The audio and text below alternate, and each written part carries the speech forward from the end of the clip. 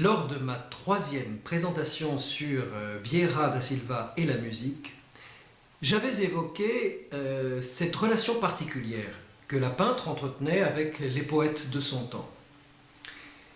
J'aimerais revenir aujourd'hui sur la relation René Char-Vieira da Silva. En effet, lorsqu'on évoque aujourd'hui le grand poète René Char, on ne peut s'empêcher de penser à ce que nous sommes en train de traverser actuellement. Comment et vers quoi trouver refuge pour ne pas être englouti d'angoisse face aux événements? Happé par l'inquiétude, face aux inégalités financières, aux inégalités les uns et les autres face à l'accès à la culture, face aussi aux difficultés à surmonter l'épreuve que nous traversons dans notre monde. Nous pourrions rester dans un pessimisme stérile, mais le pessimisme peut être aussi source de créativité.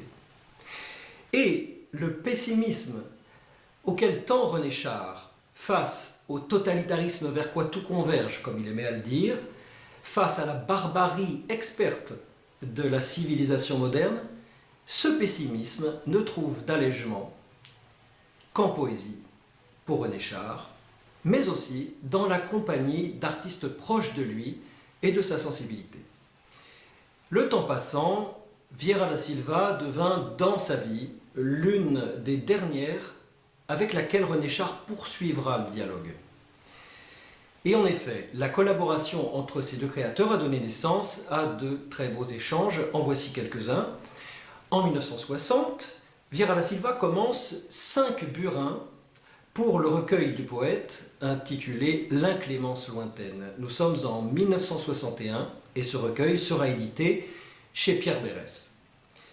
Et puis en 1975, ce sont 7 grands portraits, des portraits de René Char, qui sont réalisés par Vieira da Silva en aquatinte au sucre, une technique qu'elle aimait employer, en tout cas qu'elle a choisie pour ses portraits de René Char.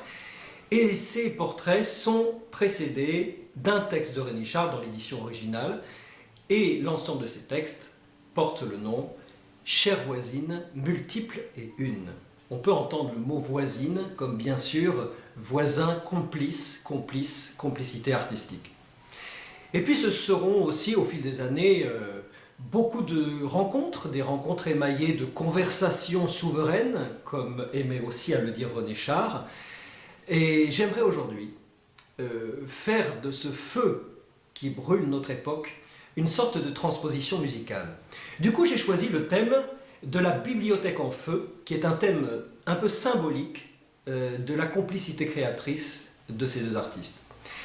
René Char a en effet écrit un recueil intitulé « La bibliothèque est en feu » en 1957, et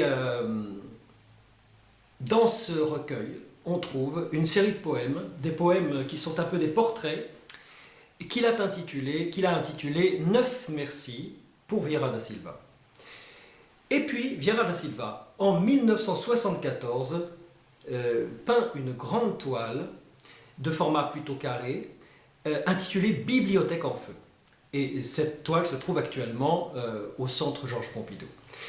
Donc ce sera aujourd'hui une façon pour moi de dire merci, pour clore cette petite série dédiée à Vieira da Silva, de dire merci à ma manière à cette grande artiste dont je vous ai parlé pendant quelques semaines, cette semaine de retraite forcée, mais de retraite finalement inspirante.